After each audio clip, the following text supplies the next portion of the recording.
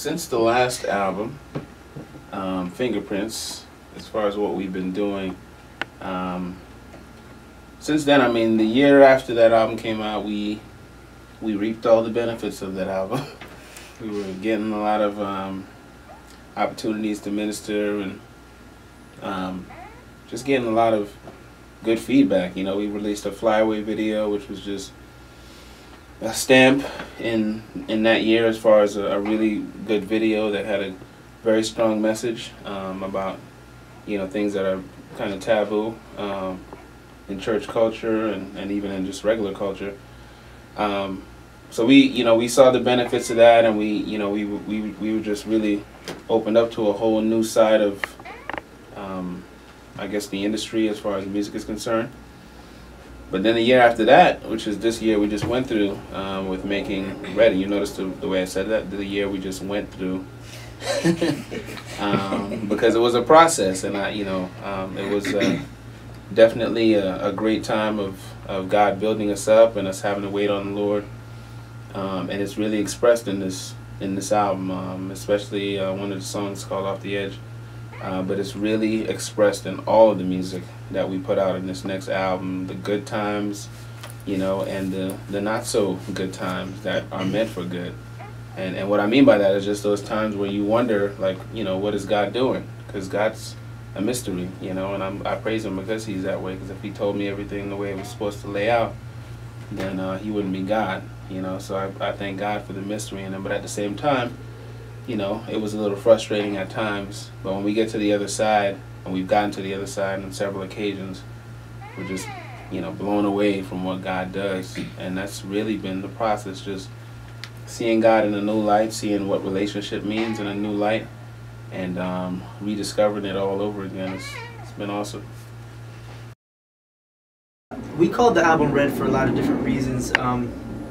As K-Nub was talking about, we went through a very interesting year, 2011, and just the process of making the album Red stimulated a lot of different emotions in our personal lives and different things that we went through that we wanted to shed light on. So when we started to think about what we wanted to call the album, you know, we just talked about it, and it just seemed like Red was something that just kind of clicked.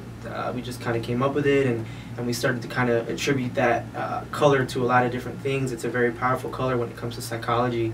It stimulates things like hunger and love and passion and emergency, and it's a very bold color that it makes a strong statement. You know, as K-Nub mentioned, sometimes, you know, like when, say, a woman walks into a room with a red dress, everybody notices her. It's just that strong of a color where it just pops no matter where you see it. And we kind of relate that in a lot of ways to the record that we made.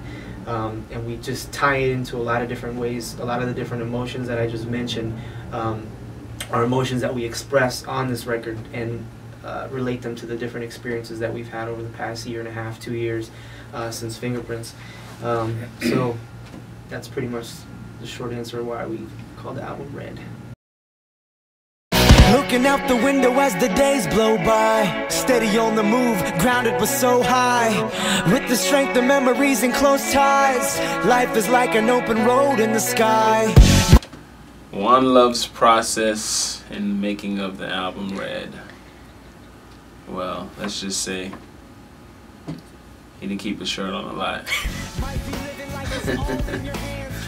No, he was, you know, one is a very, what is the word, a purist of a lyricist, so he always keeps an element of poetic, you know, ness in his lyrics, and, you know, a depth where you listen to his lyrics and, you know, you really have to, you get captivated by the words. So he's very big on that. And in this album, the challenge was to do that and do it in a simplistic form, which I think was the greatest challenge for all of us. But for Juan, I think he just really shined in that aspect, because his verses came alive, because he was able to bring forth a deep, you know, message, or a deep lyric, or a deep metaphor, while making it universal, so that everybody can understand it and still know that it's deep. And that's, I think, one of the most difficult things for anyone to have to do. And, you know, when he writes, he's a reader too, so a lot of times when he's when you hear a verse from him, not that you can tell what he's reading, but you can kind of you know where he is in his life, or in his reading, or in his intellect, because it bleeds through with his words. I mean, he uses words in rap verses that have no business being in rap verses, and makes him sound dope. And I've always admired that about him. So his process is like no other. He eats bologna sandwiches in the studio. Comes in 50-degree weather with a long sleeve tank top. How does that work? I don't know, but it's part of his process. Gotta love him for that. I wanna take it all, face it, but I'm torn back against the wall, being chased by a storm. Butter's process is definitely different. A lot of people like to definitely collaborate a lot when they're working on verses and songs, and she does as well, but when it comes to writing her actual verse, she definitely likes to be on an island alone.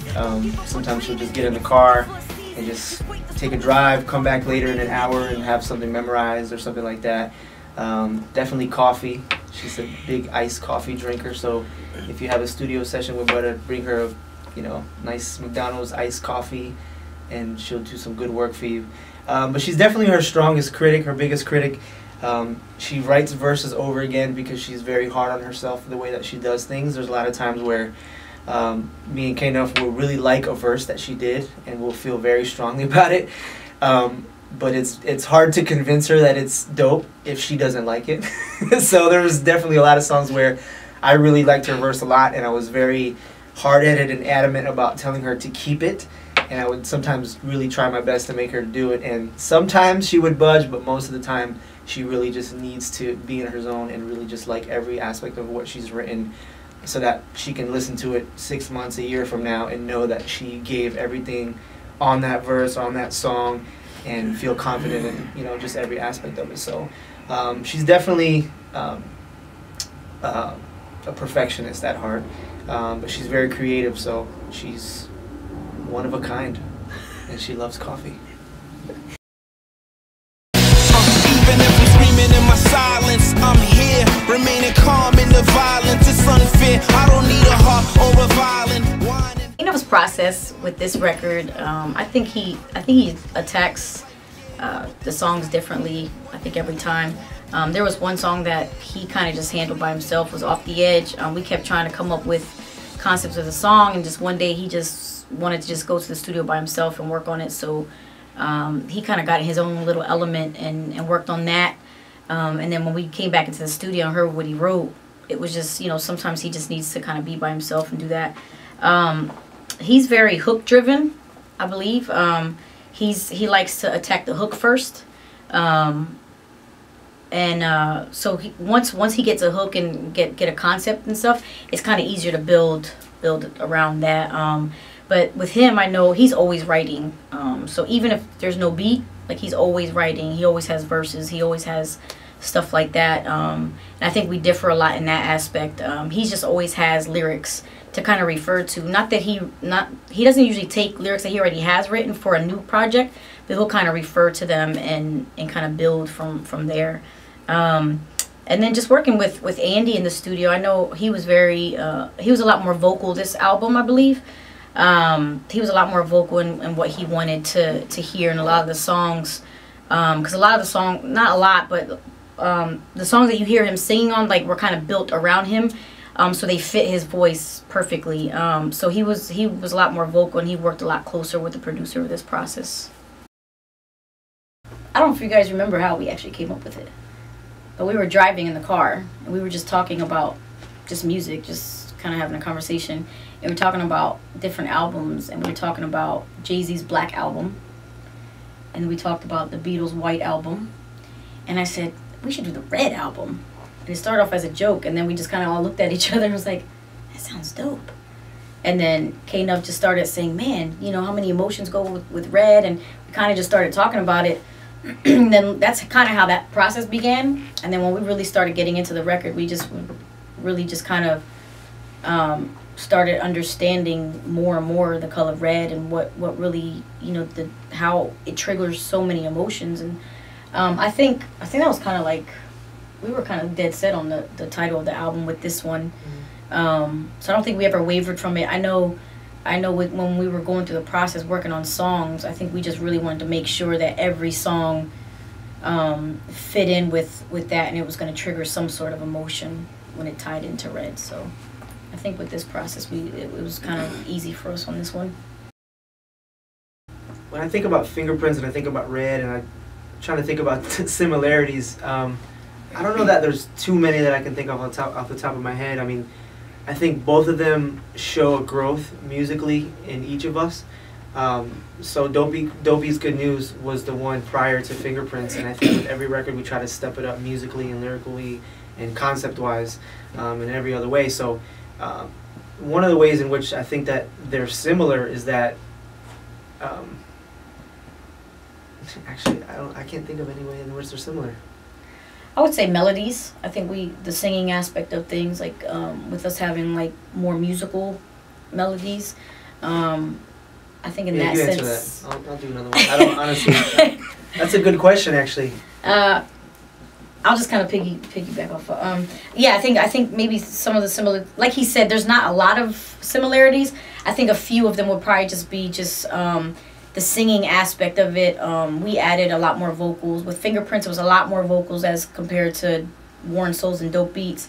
So with Fingerprints, it was like kind of the first time we were branching into singing, and then this album just took it to a whole nother level, and the producer really challenged us vocally with that aspect. So I would say that part of it is similar. I think we tried to keep more of a commercial appeal with some of the songs that we did, the way we did with Fingerprints.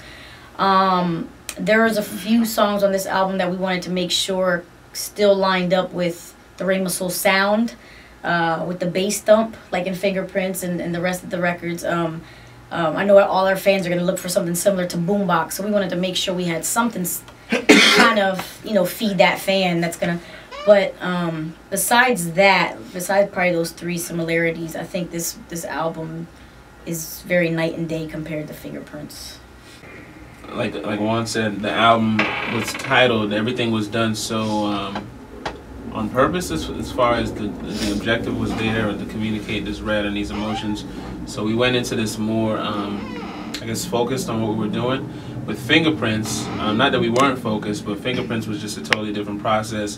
We did that album within a matter of 2 months, 3 months maybe. Well, this album, it took us a whole year to really do. And the emotions in Fingerprints are bottled up into like a 3-month period, whereas the emotions in Fingerprints is like a year plus. I'm sorry. The emotions in Red are like a year plus worth of emotions and stories and growth. So totally different process. And but at the same time, I definitely think it'll be just as poignant as far as it communicating a message. By the end of the album, you got something from it. So. Well, the producers we were working on, we have two. I'll let you mention the biggest one, but we have two local producers, Ray King and AD. They're very, not that they're similar to what we worked on before, but they, they're fans and we're fans of theirs. So they really captured the element of Rhemasoul as far as what we used to do, and bringing it to the next level. Working with the other producer, he challenged us to do something we were not comfortable doing, and made it, and had to make it ours. And I'll let Butter P. His name is Andy Anderson. Are you gonna? No, Andy Anderson, and he's a notable producer. Composer. He's just musically, he's just talented, and not that he's on another level than those other guys are. He's not. He's just, I don't know, like the best word for it. He's just a genius at what he does. And if you were to meet him, having a normal conversation with him, you would see that he's a little bit off. But he's a genius with the music. And that's just how he is. That's how musical geniuses are. You can play all instruments, and he just went into it. He can sing. Just really teaching us what really, what you really need to have good music. And when I say good music, I mean music that from a 3-year-old to a 5-year-old to a teenager to an old person can listen to and be like, wow, you know, those are elements that, you know, the greats knew about: Michael Jackson, Whitney Houston, the Beatles, you know, all these people. And he knows those elements, and that's what separates him. He's old. He's older. And the other thing, he was good at matching us with music, if that makes sense. Like he was good at creating something and knowing that we would sound good on it before we did. So like he would play something and we would kind of be like, really? Like we're supposed to get on this? Like perfect example is the new single, No Walking Away. That's actually the first song that we ever did for the record. It was huge sounding. When we walked in and he played it, I was just kind of like intimidated because I was like, wow. He walked us through that whole record and just pulled out every piece of us, and it was just amazing. When we went back and listened to it, it was like, wow, like he was able to just make us sound so much better, and it still has the Rhemasoul feel on it. So that's, you know, I would say that kind of just shows the difference between a producer and just having a beat maker, that, you know, they're able to just craft something for you, know you're going to sound good on it, and coach you through it to make sure that the finished product is definitely something that everyone's going to be able to relate to. Now, just to piggyback off what they said, at the same time, even though we were very much challenged by him, we didn't do anything we didn't want to do. So a lot of people tend to think like when you start to make bigger music, like, or you start to reach a bigger audience, or you attempt to get your name and your ministry and your vision in the eyes and ears of people that wouldn't normally hear you, people tend to think that, as you know, they call it different things, like, oh, you're selling out, or you're going pop or whatever. And I don't think we've ever felt like that in this process, because I think that it was just a natural progression for us, which, like I mentioned, every single record that we do, we step it up, whether it be singing more, or this album, there's some screaming on it. Like, there's just, we challenged ourselves in all kinds of different ways. And even though a lot of the process was intimidating in the beginning, because it wasn't something we were used to, we didn't do anything we didn't want to do. We wanted to grow as artists. We wanted to try different things. We wanted to dabble in different genres because that's what felt natural to us.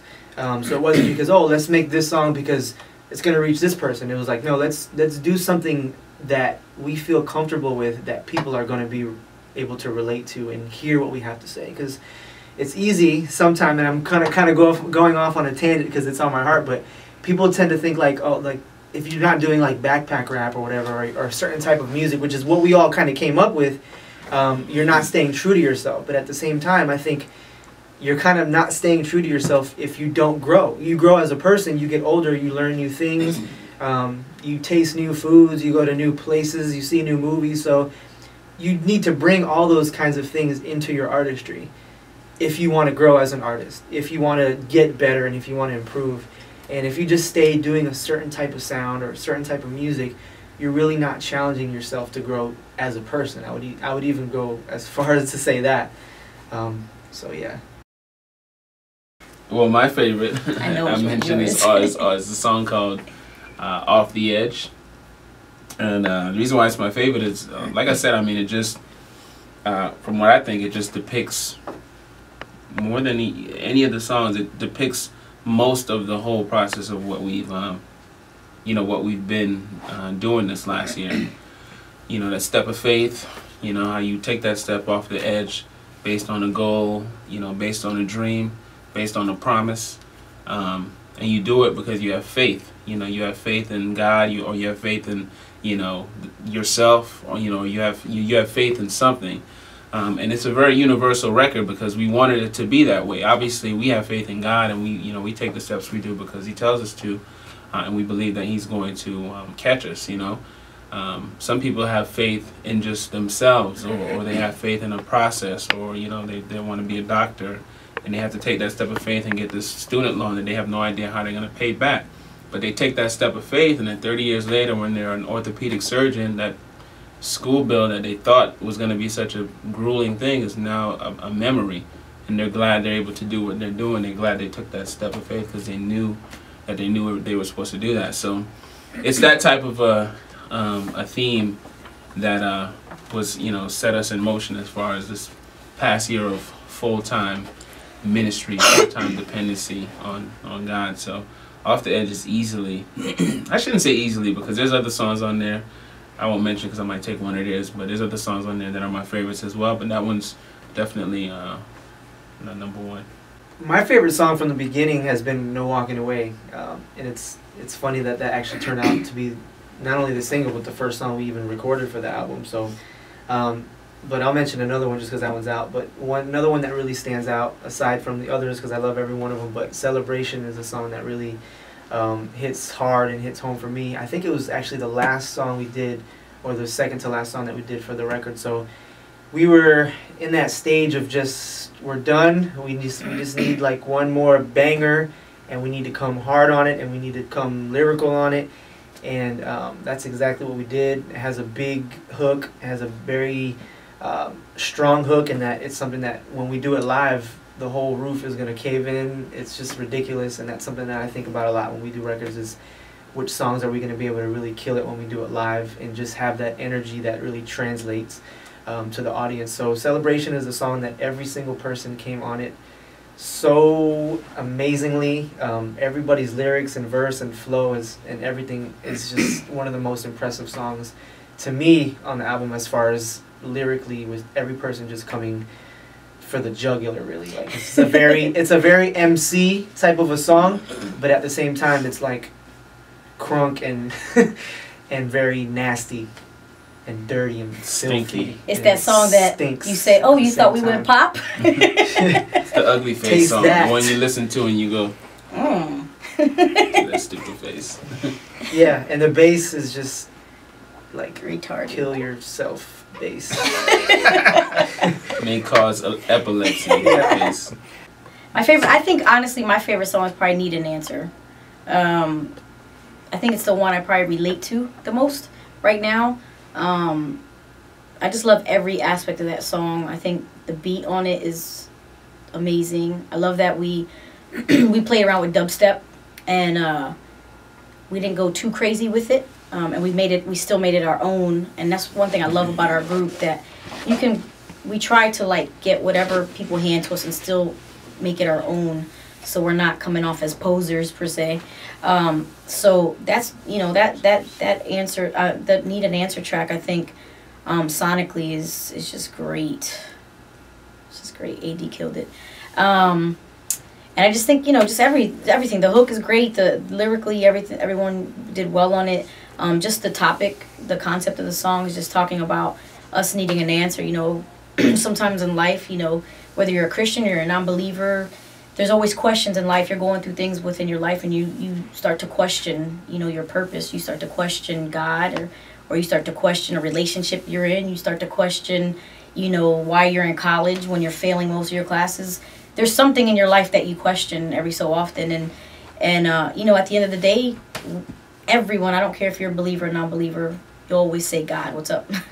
I need an answer. And I think everyone will be able to relate to that, because everyone has found themselves at a point in their life where they feel lost. And so I think that song, we kind of solidified it, that, yeah, we need an answer, but at the end of the day, we know where to go for the answer, and that's definitely Jesus Christ, our Lord and Savior. Hallelujah. I would say I want our fans to walk away with just knowing that, to just trust in themselves, believe in their dreams, trust God, and knowing that the promise that He has given them, He is going to come through with it. Even though you're going through stuff and you feel like, you're never going to accomplish anything that you set out for, just trust God and just know that, everything is possible with Him. And make sure when you're going for your goals and your dreams that you do it with 100%. Don't half step. One thing that I would definitely want fans to take away from this album is that sometimes in life you have to take risks. If you look throughout history, a lot of the people that have done great things are people that at one point in their lives decided to step out and do something great. And a lot of times, we have dreams and plans and visions and stuff like that, and we look for God to fulfill those, but at the same time, God a lot of times is asking us to take that step and to get out of the boat, or to jump or dive, or whatever metaphor it is that you want to use. But and it's a scary process. It was for us, and it is for anybody that does anything worthwhile or meaningful. So that's just a big thing in life. It's all about choices, and sometimes that choice that you have to make to take a risk or to do something challenging or unorthodox for yourself is really that thing that's going to kind of propel you to that next level spiritually and just in your life in general. So I hope that it's a very inspiring record in the sense that people get motivated to action and to do something and to stop making excuses for themselves and to say, this is what I'm going to do, this is what I'm called to do, and these are the steps that I need to take in order to accomplish that. And I would say it like this.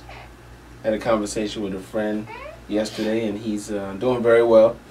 Great job, great family, everything. And I was talking to him, and I was like, man, your life is dope. He's like, no, your life is dope. And I was like, what do you mean? And he said, you're living by faith. And he said, my life is safe. And I was like, wow. And like, it took me back. He said, my life is safe. And I just quickly thought, like, that's what I want people to get out of my album, out of this album. That, of course, there's you definitely want to have a safe life, but God is asking for us to take risks, like Juan said. He's asking for us to go for those goals and do what it is that He put on your heart, like Brother P said. But most importantly, He's saying, Trust me. this life is, you're not supposed to be safe. And at the end of my life, the last thing I want someone to say is that I lived life safe. Because living life safe is just not what it's about, All the people in the Bible were just crazy, radical people that just did crazy things. I mean, fighting lions and bears and giants and beating up people with a donkey's jaw and thousands of people getting smacked in the face with a donkey. That's not safe, you know what I'm saying? And that's what... Walking through the Red Sea. That's not safe. Walking through a Red Sea with two,